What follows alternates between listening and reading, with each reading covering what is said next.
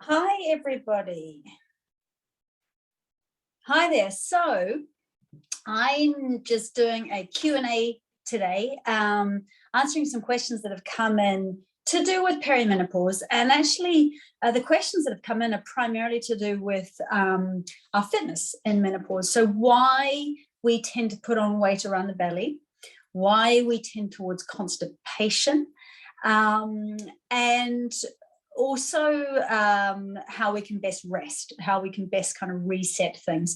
So I thought I'd just do a general chat, and then next week I'm going to drill down into any particular topics that come up that sound like they need to be talked about a bit more. So first of all, I had a question coming in about bowel health and why in perimenopause, which are those years generally after about 40, where the progesterone that our ovaries are producing starts to drop down, and it's quite a steady decline through perimenopause until we hit the actual menopause, which tends to be around 51. And the actual menopause is when our ovaries just stop working and we don't have periods anymore at all. But during perimenopause, what tends to happen is we might still have periods, but we might not actually have an ovulation in the middle of our cycle. And if we don't ovulate, if we have an anovulatory cycle, it's called, then we won't have the luteal phase, we won't actually produce progesterone. And so we do tend to see this slow decline in the progesterone as we age towards menopause. Via the ovary. So our adrenals still do produce some progesterone and estrogen and testosterone. And we also get some estrogen through our fat cells as well. So it's really interesting when we know that progesterone is our sort of calming, muscle smoothing hormone. And often people who have had a history of suffering with IBS in particular, or other digestive dysfunction, will find that in perimenopause, when the progesterone is starting to drop away, the smooth muscle lining in the intestines gets agitated, and so things can get quite agitated, and you can get constipated a lot more easily. So IBS symptoms, the sort of the inability of the intestines and the bowel to work well, tends to get worse in these perimenopausal years. Apparently, women are twice as likely to suffer than men with IBS and digestive disorders. We also need testosterone for good bowel function, and that's made in the ovaries. And so when the ovaries shut up shop, obviously the testosterone drops. And interestingly, women actually make 4 times as much testosterone as estrogen. So we always think just about estrogen, but actually, testosterone is a very major sex hormone in women, and that works on also clarifying our mind as well, and helping us to build muscle strength. So what can we do? Well, we obviously want to make sure that we are able to calm our system down so that our adrenals do produce progesterone. So that's going to help us to minimize disruption to the gut. And so I'm going to talk a bit about that. And the other thing is to really be mindful about what you eat in perimenopause. Our nutrition becomes so important.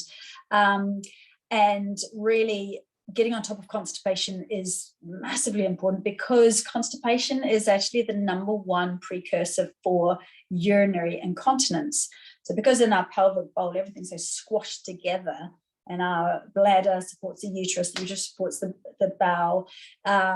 If there is constipation, quite often the bladder will end up getting more agitated, and we'll have those detrusor muscles of the bladder starting to spasm inappropriately, and that can lead on to urgency and urge incontinence.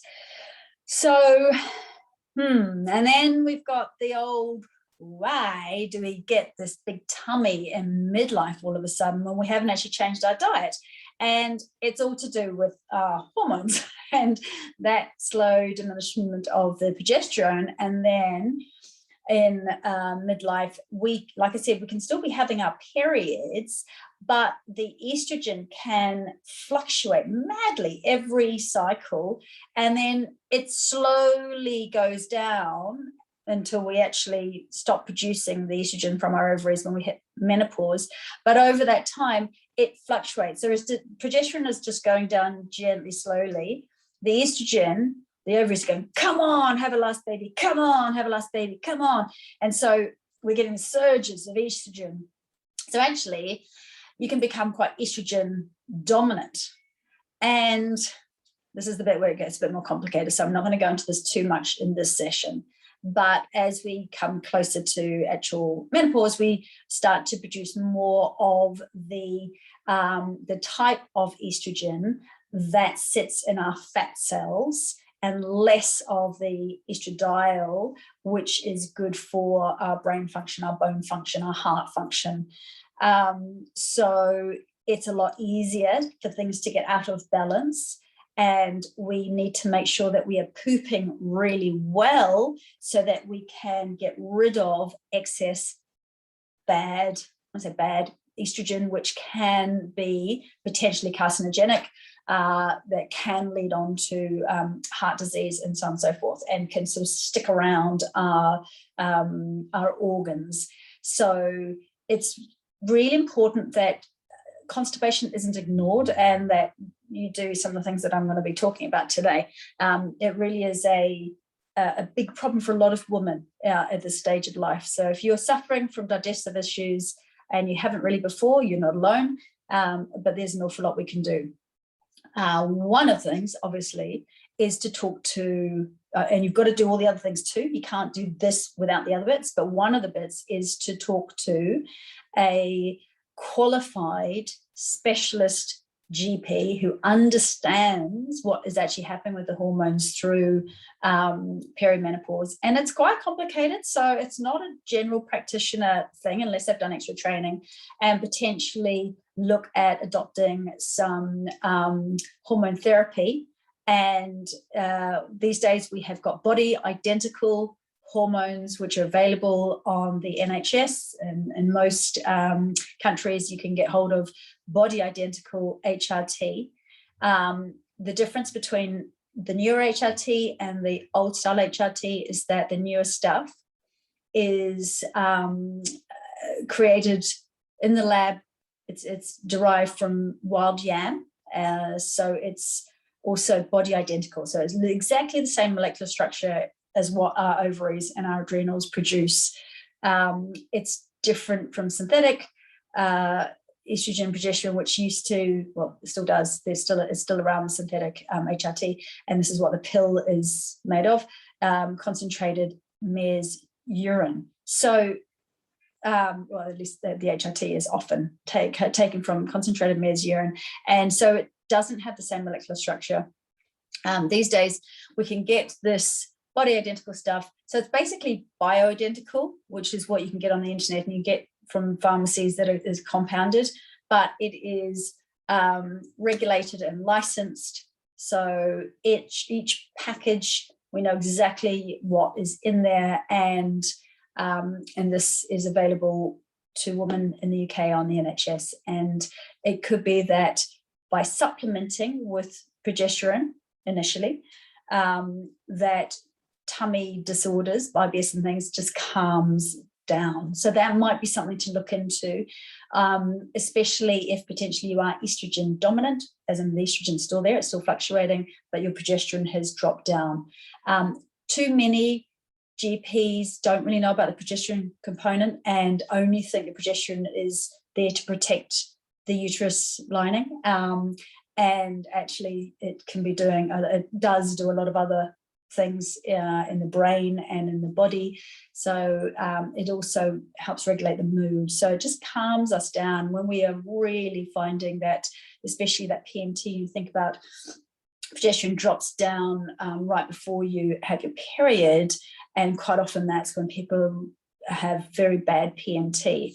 And so by supplementing with progesterone, and these days what we want to have is micronized progesterone. It's an oral formulation. It's micronized so it doesn't go through the liver. The liver doesn't have to process it. And so that's something to think about and maybe to talk to a doctor about.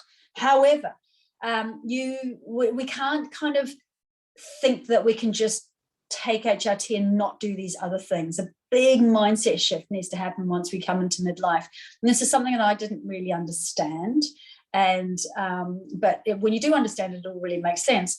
So basically, we stop having the ability to cope with stresses as much. And we also find that once estrogen starts to drop down, past trauma or past big stresses can kind of come back and can really start to dysregulate our hormones. So it's time to do the big work as well on any psychological issues that you have maybe just been suppressing because you've been so busy looking after the kids and doing the business and But this is the time to start dealing with your demons and allowing energy and things to pass through you and getting to a state of being a bit more balanced and a bit more centered.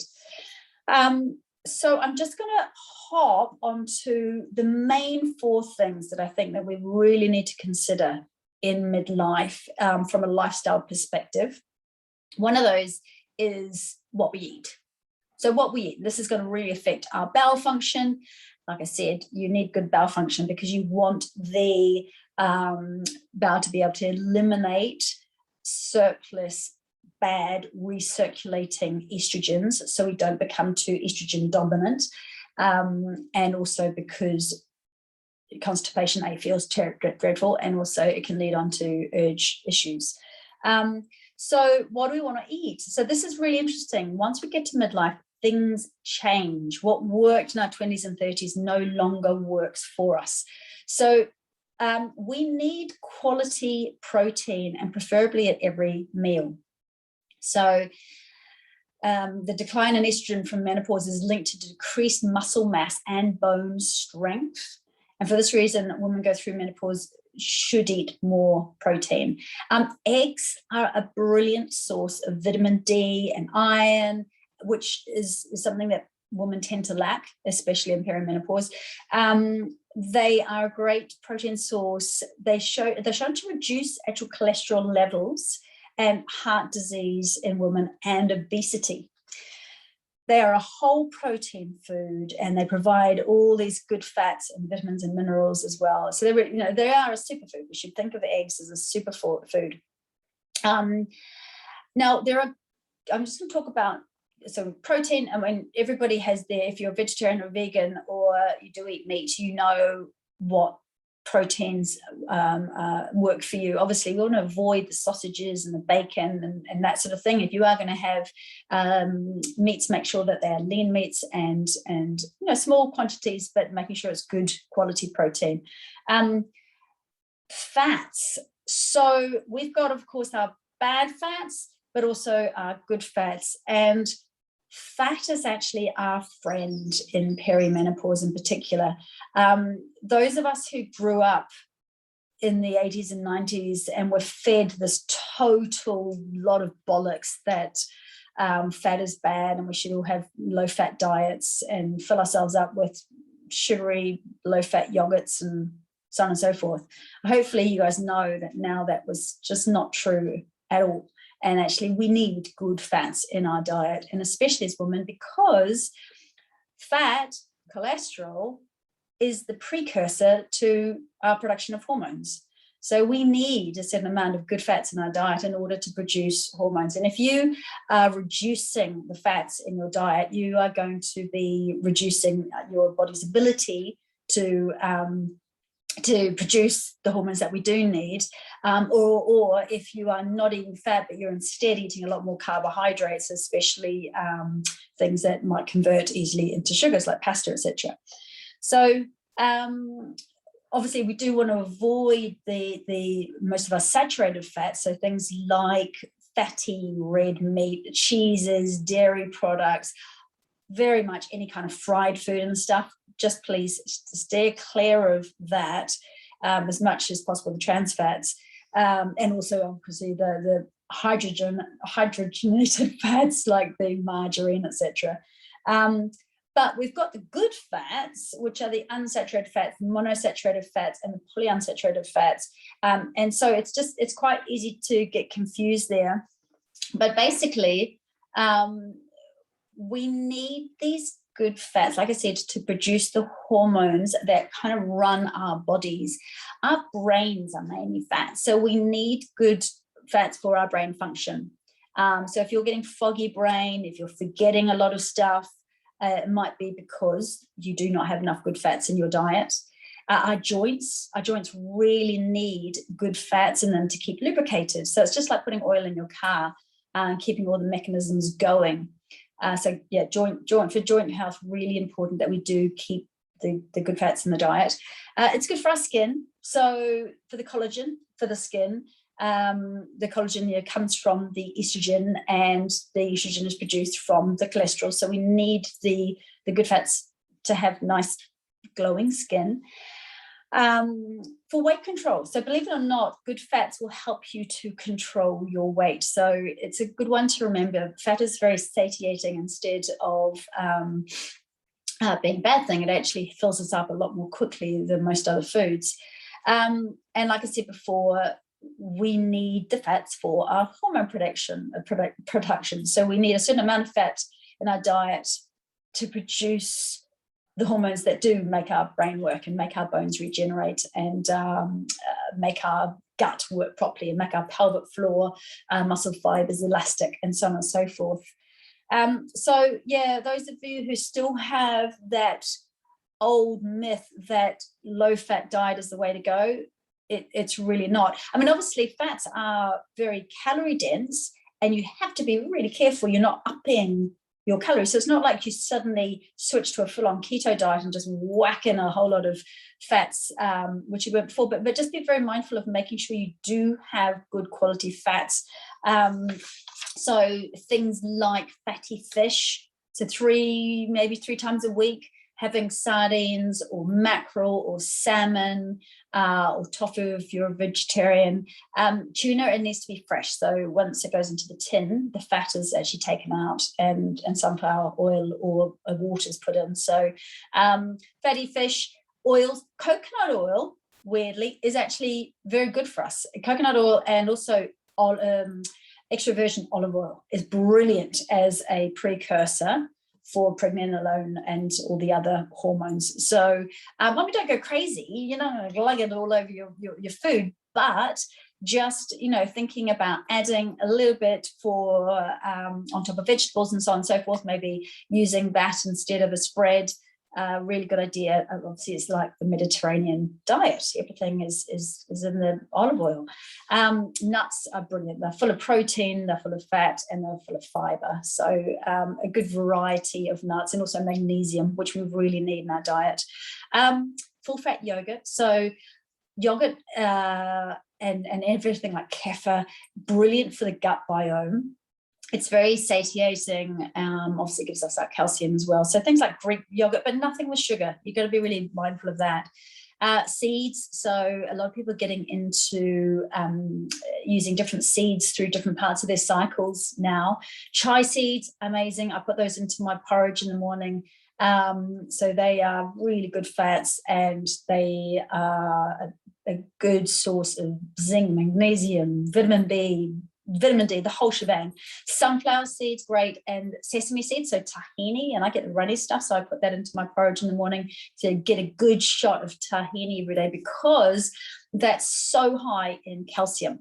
And if we can get our calcium not from a tablet but from our foods, that's ideal. And flax seeds, really good precursor for our hormone production. Avocados and olives, wonderful form of good fats, but obviously they're very calorie dense, so don't go crazy on them. Just include a little bit in your diet if you can. So those are some good fats that we want. The other thing to massively up at this stage of our life is fiber. So good above ground green vegetables, a massive variety, and cooked. So try to go for slightly cooked food, vegetables, rather than raw, just in that they're so much easier to digest. You can drizzle over a little bit of olive oil and put the herbs and things on top to make them taste nice. But we really need to be trying to add in vegetables to all of our meals. So massive, if you can do one thing, it's massively increase your fiber intake from above ground, cooked vegetables, slightly cooked, don't go crazy. It's not like the old, soggy Brussels sprouts. We don't want to kill the nutrients. We just want to cook a little bit. So yeah, highly recommend you look into your fiber, and then of course the protein and the fats.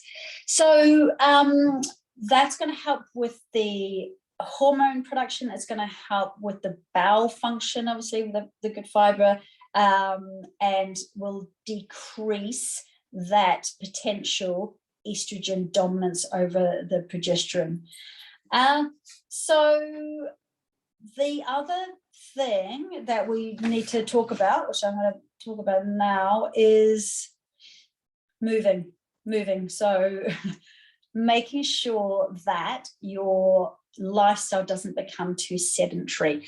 We do sit a hell of a lot in our life now, and I have found over lockdown in particular that my normal movement has really diminished, and I've been sitting way more. So I've got to change that. It doesn't mean going for lots of runs. It means just being way more aware of movement. So for example, like now, I shouldn't be sitting. I should be standing and just kind of moving my hips around. So if you are standing, just mobilize your pelvis around, maybe do some squats, try to get in some squats throughout your day. Try to be upright as much as possible. Really, it becomes a non-negotiable. When we hit midlife, we've got to have consistent movement. It's more valuable than it has ever been. So while nutrition has always been important, and other lifestyle habits have always been important, now we've just got to make sure that we are moving. So it doesn't mean stress movement. It just means try to be upright as much as you possibly can. So put a thing on your phone. If you are having to be desk bound, put something on your phone, and every hour or less, get up and walk around, do some big hip swirls. I've got the tea break twist and twirl, which is basically for the 2 minutes that it takes for you to put the kettle on. Do a whole lot of hip circling, so hands on hips. Imagine you've got a hula hoop and you're swirling it around you one direction and then the other, and then do like an Elvis twist. So on one toe and using the other leg, mobilizing your hands across the midline so you get a good bit of mobility through your midsection, toning through your core. And you're also adducting, you're moving your hip joints and bringing your knee inward. So just like an Elvis Presley kind of twist, one side and the other. So doing that for the 2 minutes that it takes for the kettle to boil is brilliant. And then within the Women's Wellbeing.me site in the library, I've got a whole lot of very short mobilizing sequences. So in there is a couple of desk break stretches. So you could just watch those, learn those exercises, and several times a day, get up, stretch, open your hip flexors, mobilize your shoulders, do some squats, maybe do some standing core exercises. It doesn't take long. It's just getting little bits of incremental HIIT movement. So high intensity and then also stretch movement into your day. I've also got the bathroom boot camp, which is a free download, and I've made a cue sheet so you can keep that by the loo with magazines, just to remind you of some exercises. I've put in there some tricep dips, so on the bath or on the edge of the loo, to strengthen your upper back muscles, to keep your shoulders back, to keep your posture good. I've put some stretches into your chest to open up your chest if you've been rounding at your desk. Some core strengthening, some balancing, some butt strengthening, and also some pelvic floor activation. So bathroom boot camp's there. And again, it's in the Women's Wellbeing library as well. So if you're in there, all of these things can be easily found. So moving as much as you can, get out into nature, walk, be just get off your bus earlier. Carry your shopping upstairs, don't take the lift. Try to mix it up as much as you can as well. So if you're a runner and you tend to be running, or you tend to think your exercise is going to the gym and just walking on the treadmill, you've got to get out of that mindset now and start to just incorporate moving all the time during your day. Try not to sit so much. Really, it's such an important part of midlife. We just can't get away from it. So rather than going, oh, I can't because I'm da da da, it's how can you change that? We also want to make sure that we inject little bits of exercise into our lives. Like I said, like I put into the bathroom boot camp, little bits of HIIT movement. So we can now move away from the idea that big blocks of cardio is going to be what helps us to lose weight, because actually that's no longer true. Once we hit this midlife period, instead what we want to do is have little incremental slots of quite high intensity movement. So it might just be 20 seconds to a minute of squatting, for example, doing dynamic squats for about a minute, and then stopping and letting your heart rate come down again and doing some stretching, so calming everything down again. And then you might do another 20 seconds to a minute of, say, press-ups, making sure that you have your pelvic floor activated during those, and then bringing your heart rate back down again. So you could literally do some quite short, relatively high intensity movement slots. A couple of times a day would be amazing, but even just once a day, it could literally be 10 minutes on, and then just making sure for the rest of the day you are moving more, and literally just standing up, just kind of swaying your hips from side to side, or walking. It doesn't need to be fast walking, even just moving more. That is actually going to be what helps you to lose weight in midlife. When we start to add in big cardio blocks, especially if we're not particularly enjoying it, especially if it's like on the treadmill at the gym, and we layer that on top of being slightly stressed, as most of us kind of are, with lots of stuff going on in midlife, with work, with often elderly relatives, sometimes with children, with social media, with stress going on with our friends, we tend to be revving quite a lot. Our adrenals tend to be revving. And so what happens is when the adrenals are revving, when they're being used too much, we are producing cortisol instead of those adrenals producing the progesterone, which calms us down, and the good estrogen. So what happens is we stay in this kind of fright and flight state. We're constantly revved, and then instead of calming things down with some restorative yoga, for example, or meditation or something like that, instead, if we layer on top some what is perceived by our brain as stressful exercise, we go to the gym and like, right, I've got my 1 hour, I need to burn these calories, I'm going to just go on the treadmill, especially if it's the same exercise, we're not mixing it up, then that is perceived by the brain, by our hormone producing parts of our body, as more stress. So we're actually just layering on more stress onto a pre-stressed body and brain, and what we end up doing is producing more insulin when we produce that cortisol, and that ends up as fat around the tummy. So I get that, yeah. So we actually want to start moving away from doing cardio exercise that isn't particularly enjoyable. I mean, if you are going out dancing and you love dancing, then dance away. You're going to get those endorphin hits. You're actually going to start to produce endorphins, which reduce stress. So that's going to be brilliant. If you, love running and you come back and you're energized, you feel fantastic from your run, great. If you love running, but you're still trying to do the long distances that you used to be able to do, or the speeds that you used to be able to do, and you come back from a run and you're really tired, or the next day you're just wiped out, then that's a massive indication from your body that you are actually doing that layering on of stress. And you'll probably be finding that no matter how many runs you're doing a week, you just can't shift that weight. And in fact, you're starting to put on more weight.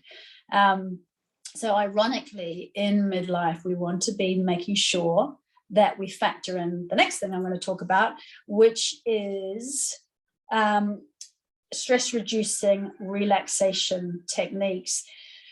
So when we consciously calm the adrenals down, calm the mind right down, then we are able to produce the calming progesterone that we need, and we are able to produce the estradiol, the good estrogen that we need, and things become a lot more balanced.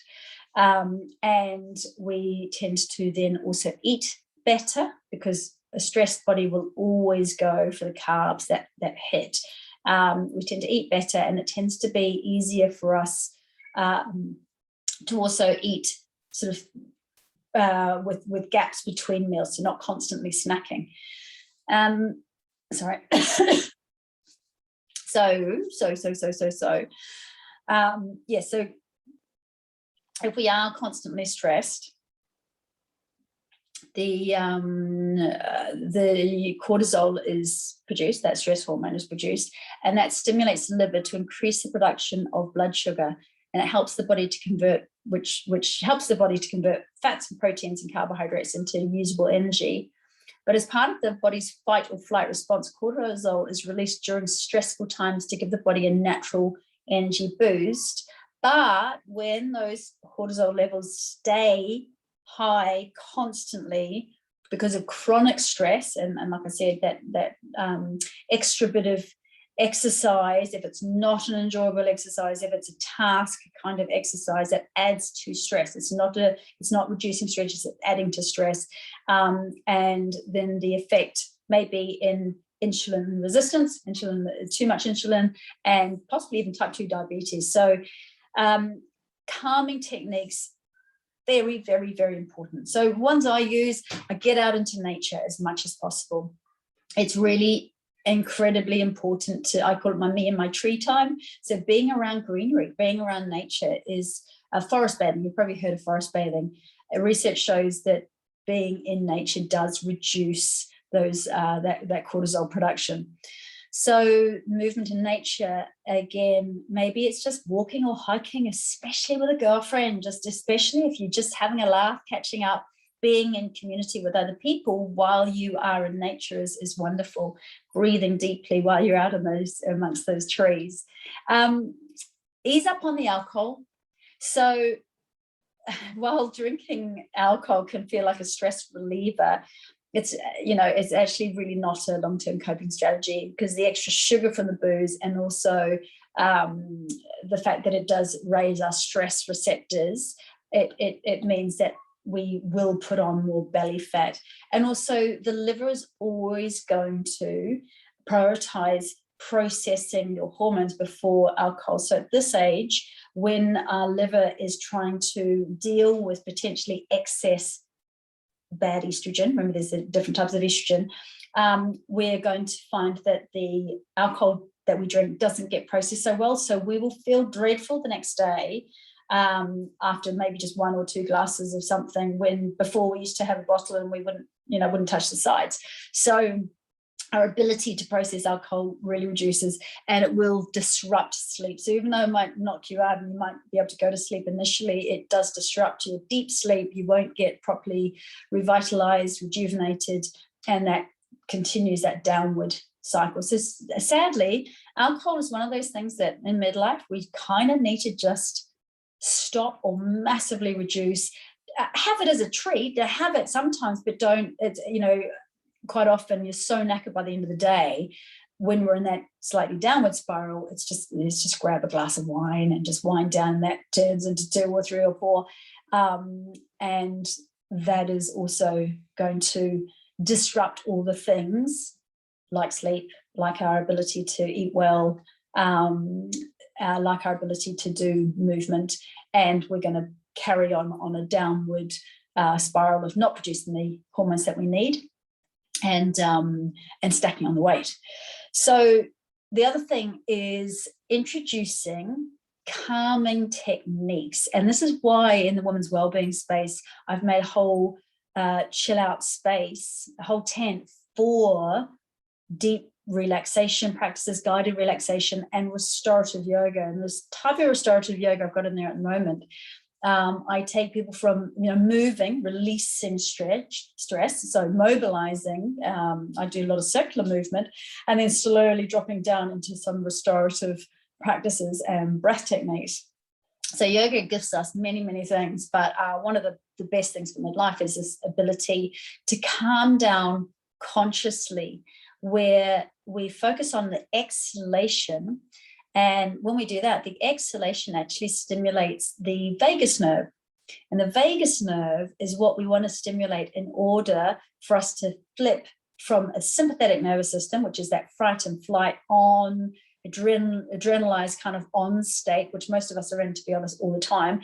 It helps us switch quite quickly into the parasympathetic nervous system. And the parasympathetic nervous system is that rest and digest. Is the state we could just, imagine back as we evolved, just sitting around the campfire, eating your food, chatting, everything's calm. There's no saber-toothed tiger. We're all chilled, and we're producing healing hormones, and we're all good to go. Whereas, otherwise the stress response is for a moment great. If we're being chased by a tiger, brilliant, we need that.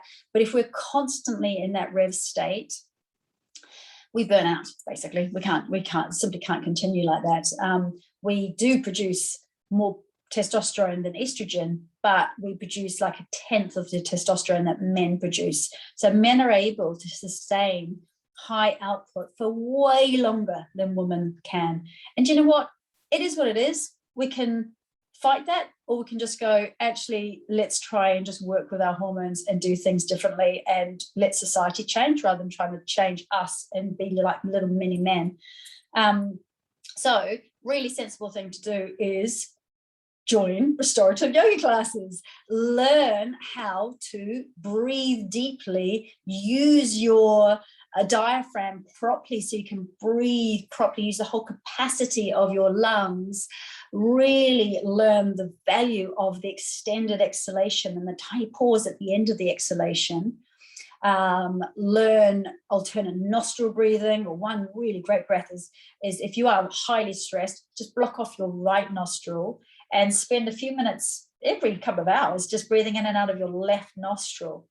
So once you feel calm enough, and you've been doing that breath for a while, so that just down regulates you very, very quickly, then it's quite nice to do Nadi Shodhana, alternate nostril breathing, where you block off, so your right nostril, breathe in through the left, then block off your left nostril, breathe out through the right, block off your right nostril, breathe in through the right, and then out through the left. So it's like you're going up and down a wishbone, up and down, blocking off one nostril and then the other. And that balances the two hemispheres of the brain, and it very quickly calms you right down. The other breath technique that I love using, and I just pepper this through classes, is the Brahmaharya breath, the buzzy bee breath. It's great for pregnancy, actually, or for birthing. So it's you create, on the exhalation, you create a buzzy bee sound, like a and if you think about it, when you're omming, you're creating that buzzy bee sound at the end of the om.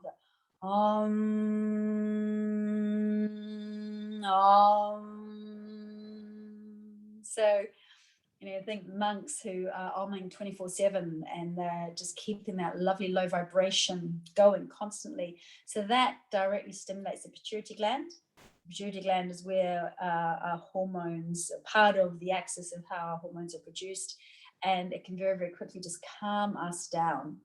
So these are tools that we can use every day to help us consciously step out away from being in that fright or flight and being in a state where, yes, we all have stress in our lives, but it helps our body and our brain to process the stress and release it from the body so that we can come into homeostasis much more easily. So meditation, guided meditation, I think it can be so, so powerful, because rather than going from a very, heightened state of alert and then trying to sit and just focus on your breath, if you have moved down through some restorative yoga into a state where you are feeling like you can just either lie there or sit there and meditate, being then guided through a meditation where you're consciously healing your body and you're calming everything down, and using sort of NLP techniques, so that we're starting to reprogram how we perceive the world and how we perceive past experiences and threats and so on and so forth. That can help to create endorphins and those happy hormones, and also oxytocin, which is the love hormone, and then of course the estrogen, which is what we want to try and get those adrenals to be producing instead of cortisol. So do go and visit the Chill Out Space if you haven't already, and try and do some of the practices there just to, on a regular basis, to calm everything down. Interestingly, like I said before, when we add in restorative practices at midlife, often instead of going to the gym and going for a run on the treadmill, or adding in an extra long run, because that's kind of what we do in inverted commas, we might find that we end up losing that tummy fat way faster and way more efficiently and for the long term than we would if we are continuing with cardio, just doing cardio and not calming everything down. So that's quite a wacky one for people to get their head around, because traditionally we sort of think, well, if I've got an hour a week that I've gifted myself, yay, that's not enough, by the way, to do some exercise, then I'm going to have to, even though I'm knackered and I have been working day and night and I haven't been sleeping properly and the kids have been up at night and even though I'm knackered, I'm going to put on my trainers and I'm going to get out there, and I'm either going to go to the gym or I'm going to run, because that's what exercise is. Actually, if you've been on your feet all day, running around after other people, let's say if you're a teacher or you're a nurse or a doctor, maybe what your body actually needs, what your hormone actually needs, is for you to do a restorative yoga class, or a walk in nature, and then a guided meditation. That's probably going to help you lose weight much more easily. So interesting. The other thing we want to really look at is our sleep. So this is something that I've really struggled with for my whole life, until I had a breakdown and then I started going, right, I need to prioritize this. And a lot of us are actually progesterone deficient, and we kind of need progesterone in order to sleep, or to calm everything down and sleep. So if you are on your phone late with the blue light, the dopamine hit of the blue light, you're not going to give your body enough time to unwind before you actually go to bed. You might drop off to sleep, but it's very likely that you'll have light, shallow sleep. You might wake at that kind of 3 or 4 o'clock in the morning time. Or you might just pass out, but then wake up and be like, I am shattered. I'm really tired. I don't feel like I've slept at all. And it really is, it's imperative to get good sleep as we get older. So, I think almost more than anything else, good sleep is going to affect everything else, actually. So if you can, do restorative yoga, do calming practices, go for calming walks, be out in nature, calm yourself down, away from phones, away from stimulating emails, away from too much stressy TV, whatever that is, whether it's the news or whether it's a sort of a high impact adrenaline pumping TV show. If you can do those calming things down before you go to bed, you're going to have a much better quality sleep. So we want to aim for 7, ideally 8 hours a night, maybe more. Maybe you need more, like 9 hours. And it's not like something you'll know if you're still knackered, you're going to be needing more sleep, and you've got to start to go to bed earlier if you possibly can, rather than sleeping in later. So just trying to get those couple of hours before midnight, if possible, will make a difference. Keep your bedroom cool. That'll help offset night sweats and things. And like I said, glowing screens, really try to eliminate those from your bedroom. And if you are going to be on your phone at night, maybe try wearing those amber light glasses, so it sort of counteracts some of the disrupting effect of the blue light. So maybe look into that. But sleep, really, really important to do whatever you can to get that good quality sleep. I just remembered to flip back to diet, to what you eat. Timing of what you eat is also incredibly important. And there's a growing body of evidence around intermittent fasting. So it doesn't need to be the whole 5-2 thing or anything like that. It could literally be finish eating by, say, 8 o'clock at night, and go and brush your teeth so you don't eat anything afterwards apart from, say, hot water. And then don't eat again until 8 o'clock in the morning or later, if possible. So start by trying to get a good 12 hours where you're not eating. So your gut biome can just have a rest and reset. It's one of the fastest ways to get your gut biome back so away from dysbiosis and back to homeostasis again. And people find that they lose weight way faster doing that than trying to reduce calories, interestingly. So if you're already pretty good with your diet, and you're eating your good fats and your a lot of fiber, and you're eating good protein, you're trying to avoid sugars, you're avoiding alcohol, then what I suggest is that you really look at restricting A, snacking, and B, how long you're eating for. So try to stop eating a bit earlier and just give your digestion a rest overnight. And then maybe delay breakfast a little bit as well. So that can be really helpful for people. So really the big message overall is get on top of constipation. It's really important. Look into low progesterone. That's highly likely to be an issue. If you're not going to be taking HRT, and I think it's 1 in 20 women can't take progesterone, it's not something that sits with their system. So it's not for everybody at all. But it might be that if you can't, you really have to look into reducing your stress, increasing your conscious relaxation with the guided meditations, with the restorative yoga, that kind of thing, prioritizing that over doing increased cardio, especially if you're finding that during the day you are, there's a lot going on, you're quite stressed, and often, we often don't even perceive that we're stressed. We often don't even realize that we are juggling lots of things. We're like, oh, stress means a big, terrible thing has happened. But no, actually just life after COVID coming, that's stressful. So be kind to yourself, basically, be kind to yourself. Diet, super important. Exercise, you want to be moving as much as possible, and then getting in the little bits of HIIT movement, as in bone strengthening, muscle strengthening. So like weights, but it can be weight bearing, as your body weight bearing. It doesn't need to be going to the gym and lifting weights by any means. Again, yoga, of course. Yeah, I try and incorporate as much bone strengthening, muscle strengthening activity in my yoga classes as possible, because it's a great option there.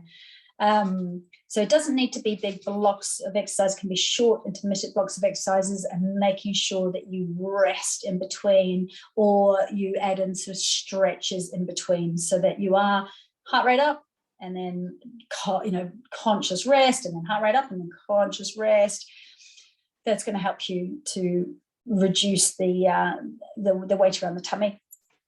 And And then the sleep, getting on top of the sleep. All right, ladies. So hopefully that was helpful, and I look forward to doing another one of these soon. Do send in your questions. Okay. Have a great week. Bye.